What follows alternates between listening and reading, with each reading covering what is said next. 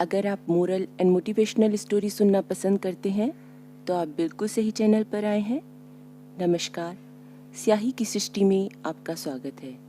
आज जो कहानी सुनाने जा रही हूँ उसका नाम है बहन बेटी।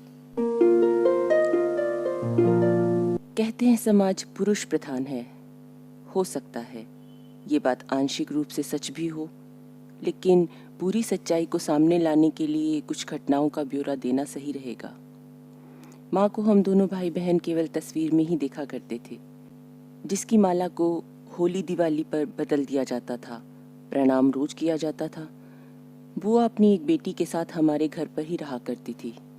उनका कहना था कि बिन माँ के बच्चों की देखभाल तो कोई अपना ही कर सकता है। हालांकि हम दोनों अब इतने बड़े हो गए थे कि अपना ध्यान खुद रख सकें, और फूफा जी कई बार उन्हें घर लिवा ले जाने को आते भी रहे थे, पर वो हमारे साथ तथाकथित मोह में बंधी हुई थी। मोह, मेरी माँ के गहनों का मोह। थक हार कर फूफा जी भी हमारे घर ही शिफ्ट हो गए थे।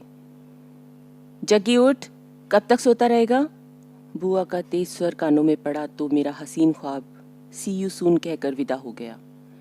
आज तो सोने दो, एग्जाम खत्म हो गए बुआ। नहीं, आज कन्या पूजन करना है, पूरे घर की साफ सफाई करनी है, प्रसाद भी बनाना है। एक कप चाय तो दे दो यार। नहीं, अभी कुछ नहीं, नहा धोकर तैयार हो जा पहले। बाथरूम पहले से ही ऑक्यूपाई था। अंदर से शैम्पू की खुशबू आ रही थी। मैंने बाहर से ही आवाज लगाकर कहा, गिन्नी ओए, तू रोज रोज मेरा शैम्पू खत्म कर देती है। बेटा आज नहीं छोड़ूंगा तुझे, आ बाहर। मैं अपनी छोटी बहन गिन्नी को खूब अच्छी तरह जानता हूँ। बिल्कुल बुआ की ट्रू कॉपी है। क्यों जीने को तरस रहा है? खाली पाउच पड़े हैं वहाँ, तेरा काम तो उससे ही चल जाएगा। वैसे भी क्या फर्क पड़ता है, शैम्पू लगा ले या परफ्यूम, तेरे में से तो गटर की ही बदबू आती है। गिन्नी ने बाथरूम से बाहर निकलते हुए कहा। मन तो कर रहा था कि उसके बाल नोच दूं, ना रहेगा बांस ना बजेगी बांसुरी, लेकिन मेरे पास टाइम कहाँ था। सीढ़ियों से धम धम की आवाज सुनते ही मैं जल्दी से बाथरूम में चला गया। जितना साबुन अपने मुंह पे मलती है उतना ही फर्श पे। मैं फिसल गया होता अगर हैंडल को कस के ना पकड़ा होता। बस इतना कहकर ही अपना बड़प्पन सेटिस्फाई किया। जा बेटा जा, कन्या पूजन है, वरना आज तो काम तमाम कर देता तेरा। वो मुझे मुंह चिढ़ाकर चली गई। ऊपर के कमरे से नीचे आ रहे फूफा जी बोले, तुम्हें कौन सा दफ्तर पलटने जाना है, पहले अपनी बहनों को स्नान करने दो। मैंने बेबसी से उनकी बेटी अरू की तरफ देखा, जो उनकी गोद में चढ़ी हुई थी। उसकी तो अभी नींद भी नहीं टूटी थी। हमारे घर के इकलौते गुसलखाने में अपनी 5 वर्षीय बेटी को घुसाकर फूफा जी मेरी तरफ मुखातिब होकर बोले, इतने बड़े हो गए हो, जरा अपने कारोबार की भी सुध ले लो बेटा। मैंने उन्हें ऊपर से नीचे तक घूरा, जिसका सीधा मतलब था, आप अपने घर और व्यापार पर इस जन्म में वापस जाएंगे भी या ससुराल की मौज मलाई उड़ाते रहेंगे? शायद मेरा चेहरा बहुत पारदर्शी है, वो समझ गए और वहां से जाने को हुए तो बाथरूम से अरू की आवाज आई, पापा पानी नहीं आ रहा। जा बेटा, जल्दी से नुक्कड़ वाले हैंडपंप से 1 बाल्टी पानी। उन्हें बीच में ही रोककर मैंने पूछा, मैं क्यों?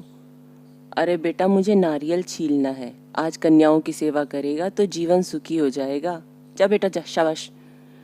कभी कभी पापा पे बहुत गुस्सा आता है मुझे। ऐसी भी क्या कंजूसी, एक मोटर तक नहीं लगवाई जाती। पूरी दुनिया के पास पानी की सुविधा है, हमारे घर में आज भी सुबह शाम 1 घंटे ही पानी आता है। ये लो, मैंने बाल्टी को लगभग पटकते हुए कहा। जग्गी, तेरे से भी हद है, अभी तक नहीं नहाया और पानी भी चला गया, अब कैसे नहाएगा भला? बुआ रसोई से बाहर निकलते हुए बोली। उनके हाथ आटे से सने हुए थे। जरा 1 बाल्टी पानी तो ला दे, रसोई में हाथ धोने को भी पानी नहीं है। भरा क्यों नहीं पहले से, आप तो इतनी जल्दी जग जाती हो। फूफा जी वाला गुस्सा बुआ पर उतर रहा था। आज बाकी बहुत से काम होते हैं, जब तक पानी भरने आई बूंद बूंद ही आ रहा था, मुश्किल से पीने के लिए बाल्टी भर पाई हूँ।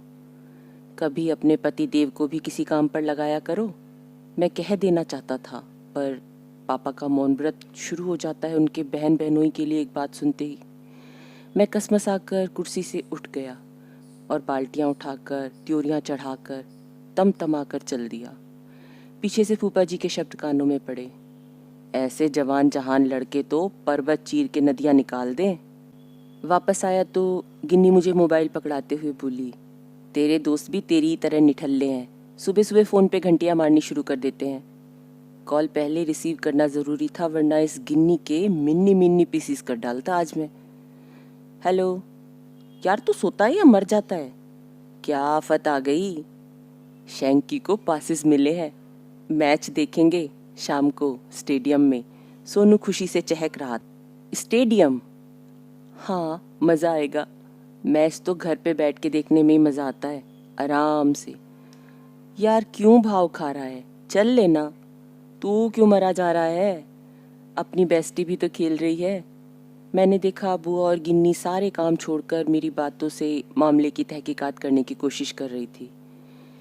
मैं वहाँ से अपने कमरे में आ गया और फिर बोला, अपनी? चल तेरी ही सही, अब तो चलेगा ना भाई? ठीक है। खाली ठीक है कहने से बात नहीं बनेगी। तो अगर बेस्टी की टीम जीत गई तो ट्रीट तू देगा। अब समझ में आया, तुम लोग बकरा ढूंढ रहे हो ना। शैंकी को बोल दे मैं कंगलों के साथ बैठ के मैच नहीं देखता। कुछ सेकंडों के लिए सोनू की तरफ से कोई आवाज़ नहीं आई तो मैं बोला, हेलो हेलो, सांप सूंघ गया क्या? चल अब रो मत, शाम को मिलते हैं। सोनू को तो बोल दिया, लेकिन पैसों का क्या? दुकान जाना पड़ेगा। पापा जी से पैसे मांगना बहुत टेढ़ी खीर है। क्या? मैं भी मिठाइयों वाले मुहावरे बोल रहा हूँ। हलवाई का बेटा जो ठहरा। मुझे इस पहचान से बड़ी चिढ़ है, सबको पता है, फिर भी फूफा जी पापा जी की नज़रों में भले बनने को जब तब सुनाते रहते हैं। बेटा तो माँ बाप का सहारा होता है, हमारी तो मूछें भी नहीं उगी थी, तब से अपना काम धंधा संभाल रहे हैं। अपना हुलिया दुरुस्त करके मैं दुकान पहुंच गया। पापा जी अपने कामों में व्यस्त थे। मिठाइयों की छोटी सी दुकान थी, पर सारा दिन काम चलता रहता था। कानपुर में सबसे ज़्यादा गुडविल होने के बावजूद भी इसकी कोई अन्य शाखा नहीं थी। पीढ़ी दर पीढ़ी ये नाम बहुत मेहनत से कमाया गया था। काम को कारीगर और नौकरों के हवाले नहीं छोड़ा गया था। पापा जी अपनी एक एक मिठाई की क्वालिटी को खुद चेक किया करते थे। मुझे दुकान में देखकर वो बहुत खुश हो गए। सोचा बेटा काम में हाथ बटाने आया है। बोले, त्योहारों में काम बहुत ज़्यादा हो जाता है, छोटू भी नहीं आया आज, अकेला बल्लू क्या क्या करे। ले बेटा काउंटर पे कपड़ा मार दे और फिर इन आधी किलो वाले डब्बों में लड्डू भर देना। शर्मा जी के यहाँ से 40 किलो लड्डुओं का ऑर्डर आया हुआ है। आज उनके बेटे का। लो जी, शुरू हो गए। शर्मा जी का बेटा, वर्मा जी का बेटा, विश्वकर्मा जी का बेटा। मुझे क्यों बता रहे हो? मैं मन ही मन कुढ़ रहा था। सुबह से ना चाय ना पानी, जिधर देखो सब काम ही काम में पेल रहे हैं। मैंने उनकी बात बीच में ही काट कर बोला, पैसे दे दो पापा, अभी चाय तक भी नहीं पी मैंने। अच्छा। उन्होंने अपनी जेब से 10 रुपये निकाल कर दे दिए। अब 1,000 रुपये चाहिए पापा, मैंने झिझकते हुए कह ही दिया। 1,000 की चाय?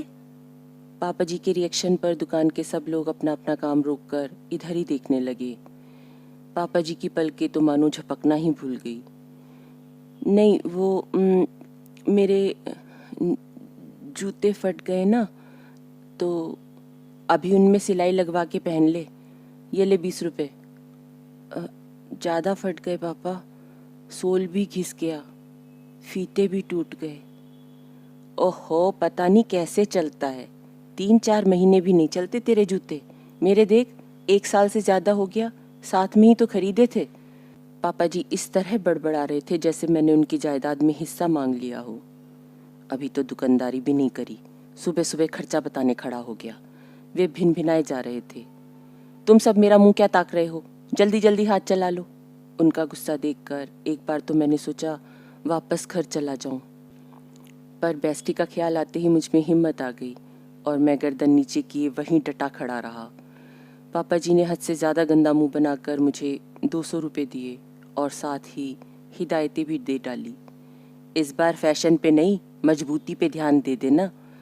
काम के ना काज के, दुश्मन अनाज के। छाती पे चढ़ के पैसे की डिमांड तो ऐसे करता है जैसे। ओह, पता नहीं और भी क्या क्या बोले होंगे पापा जी, लेकिन मैं कान दबाकर चुपके से सरक लिया वहाँ से, क्योंकि 200 रुपये इतनी बेइज्जती करवा के मिले थे और ज़्यादा मिलने की कोई आशा नहीं थी। अब ये यहाँ किसने लाकर रख दी? सुनते हो जी, इसे ज़रा यहाँ से हटाकर स्टोर में रख दो। अरू यहाँ खेलेगी तो उसे चोट लग जाएगी। काफ़ी देर तक दुछत्ती के कबाड़ में उठा पटक करने के बाद नीचे आने को हुआ तो सीढ़ी गायब। इतनी देर तक धूल मिट्टी में रहने की वजह से मैं धसक उठा। आवाज़ सुनकर बुआ ने ऊपर की तरफ देखा और पूछा, वहाँ क्या कर रहा है तू? मैंने सोचा नहाने से पहले सफाई कर दूं यहाँ की। कभी कभी बड़ा काम का सोच लेते हो बेटा। फूफा जी को तो जैसे मुझे सुनाने के अलावा और कोई काम ही नहीं। मैंने मन ही मन सोचा और बोला, पापा जी आपको दुकान पर बुला रहे हैं। कुछ देर तक आड़ कबाड़ का मोल भाव करके कबाड़ी वाले को विदा किया, इस चेतावनी के साथ कि बात पापा जी तक ना पहुंचे। वो भी पक्का घाघ था, 50 रुपये कम देकर गया। अब तक मैं 550 रुपये का इंतज़ाम कर चुका था। मिशन पूरा करने के बाद मेरे पेट में कूद फांद करके चूहों ने वक्त का एहसास करवा दिया। 2 बज रहे थे। नहा धोकर तैयार हो गया।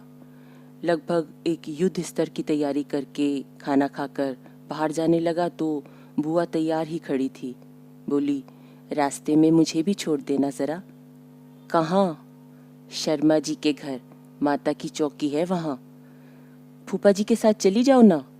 वे तो दुकान चले गए। गिन्नी पड़ रही है, अरू सो रही है। नया वाला स्कूटर ले उड़े फूफा महाराज। अब इस शाही सवारी को ही स्टार्ट करना पड़ेगा। पुराने स्कूटर को देखकर मेरा मूड ही चौपट हो गया था, लेकिन सारी झुंझलाहट को मन में ही रखकर उसी को लेकर निकल पड़ा। बुआ, कभी वेट लॉस के बारे में नहीं सुना क्या आपने? बार बार बंद पड़ रहे स्कूटर की खुन्नस शब्दों में उतर आई थी। खाते पीते परिवार की हूँ, तू किस फिक्र में सूख रहा है? उन्होंने बात मजाक में टालते हुए अपनी सूरत को स्कूटर के शीशे में निहार लिया। उन्हें शर्मा जी के घर ड्रॉप करके अपने उत्साह को कायम रखते हुए मैं सोनू के घर पहुंच गया। अब तक 3:45 बज चुके थे। मुझे देखते ही वो भड़क उठा। 1 घंटे से इंतजार कर रहा हूँ। कमाल करता है यार, फोन भी नहीं उठाता। सांस ले ले भाई, पहुंच तो गया टाइम से। बात करता है, 10 मिनट में मैच शुरू हो जाएगा। तुरता फुर्ती करके जैसे जैसे हम लोग स्टेडियम पहुंच गए। शैंकी वहाँ पहले से ही मौजूद था। सोनू के फ़ोन पर कॉल करके उसने हमें अपने पास बुला लिया। बहुत ज़्यादा भीड़ होने की वजह से क्लियर तो नहीं दिख पा रहा था, फिर भी बेस्टी की मौजूदगी का एहसास सुकून दे रहा था। 2 घंटे से भी कम समय में हार जीत का फैसला हो गया। मेरी बेस्टी सच में बेस्ट है। उसने टीम को जिता ही दिया। शैंकी और सोनू मुझे बधाइयाँ दे रहे थे। इस बीच बुआ का वीडियो कॉल आ गया। मैं उनसे बात करने के लिए वहाँ से उठकर बाहर आ गया। इसकी 2 वजह थी। एक तो मेरा राज बुआ पर खुल जाता, जो मैं बिल्कुल नहीं चाहता था। दूसरा, शोरगुल में उनकी भी बात मैं ठीक से नहीं सुन सकता था। उन्होंने पूछा कि मैं कितनी देर में उन्हें लिवाने के लिए आ रहा हूँ, जिस पर मैंने अपनी व्यस्तता का बहाना बना दिया। जब वापस शैंकी और सोनू के पास पहुँचा, बेस्टी भी वहाँ मौजूद थी। हंसी की आवाज़ें बाहर तक आ रही थी। बेस्टी ने पूछा, कहाँ चला गया तेरा जग्गी? सोनू ने एक घूंट में बोतल खाली कर दी और बोला, जग्गी नहीं, मुर्गी, आज की मुर्गी। वैसे एक बात है, पक्का भगत है तेरा? भगत, माय फुट। ऐसे लड़के अपनी दुकान पर मिठाइयाँ बेचते ही अच्छे लगते हैं। तू भी तो बड़ी मीठी मीठी बात करती है उसके साथ। इस बार शैंकी की आवाज़ आई। उसका कंजूस बाप 1 रुपया भी कम नहीं करता, पर जग्गी से एक कॉल पे ही फ्री में मिठाइयाँ मंगवा लेती हूँ, वो भी घर बैठे बैठे। मेरी तो जैसे दुनिया ही हिल गई। मेरी भावनाओं के साथ सबने मिलकर खिलवाड़ किया था। अब तो प्यार व्यार से भरोसा ही उठ गया था। अपने आंसुओं को पोंछकर वापस घर की तरफ चल पड़ा। गिन्नी ने मुझे देखते ही रोना शुरू कर दिया। भाई, अबे क्या हो गया? क्यों रो रही है? और भाई, इतनी रिस्पेक्ट? तुझे तो डॉक्टर को दिखाना पड़ेगा। मैंने उसके नज़दीक जाकर देखा, उसके गाल पर उंगलियों के निशान छपे हुए थे। अब अरू के ज़ोर ज़ोर से चिल्लाकर रोने की आवाज़ आने लगी। फूफा जी अरू को गोद में उठाए लिए जा रहे थे। उसके सिर से खून टपक रहा था। बाहर तक जाते जाते आंगन में खून की बूंदों की लकीर सी बन गई। कुछ समझ में नहीं आ रहा था। मैंने फूफा जी से पूछा, क्या हुआ अरू को? उन्होंने मुझे इग्नोर कर दिया और अपनी बेटी को डॉक्टर के पास ले गए। मैं वापस गिन्नी की तरफ मुड़ा जो अभी तक सुबक रही थी। आंगन में नजर दौड़ाई तो सारा दृश्य साफ हो गया। सीढ़ी पलट चुकी थी। उसके सिरे पर खून लगा हुआ था। मैंने अपना सिर धुन लिया। मैच देखने जाने की जल्दबाजी में मैंने सीढ़ी वहां से हटाई नहीं थी। बुआ को भी ध्यान नहीं रहा। बाकी बात गिन्नी ने स्पष्ट कर दी कि कैसे फूफा जी ने हम भाई बहन को लापरवाह कहकर खूब खरी खोटी सुनाई और गुस्से में पागल होकर जोरदार तमाचा भी रसीद कर दिया। तब तक बुआ भी घर लौट आई थी। रिक्शे वाले को पैसे देकर जब अंदर आई तो घर की हालत देखकर पूछा, क्या बात हो गई? सिर पर बंधी पट्टी की चिंता ना करते हुए अरू खेल में लगी हुई थी। बुआ माथा पकड़े बैठी थी। गिन्नी और मैं पापा जी को सारी बात बता चुके थे। दिन भर कोलू के बैल की तरह काम में पिसो और जब थक हार कर घर आओ तो ये सब। बस अब बहुत हुआ। गिरीश बाबू, अपनी बीवी बच्चों के साथ आप अपना घर संभालो और मैं अपना घर और बच्चों को संभाल लूंगा। वैसे भी बहन बेटियां अपनी ससुराल में ही अच्छी लगती हैं। तो ये थी कहानी बहन बेटी। कहानी आपको कैसी लगी कमेंट करके ज़रूर बताइएगा। अच्छी लगी हो तो लाइक और शेयर भी कर दीजिएगा। चैनल पर पहली बार आए हैं तो सब्सक्राइब कर लीजिएगा ताकि मेरी हर नई कहानी आप तक पहुंच सके, वो भी बिल्कुल फ्री में। आपका दिन शुभ हो। धन्यवाद।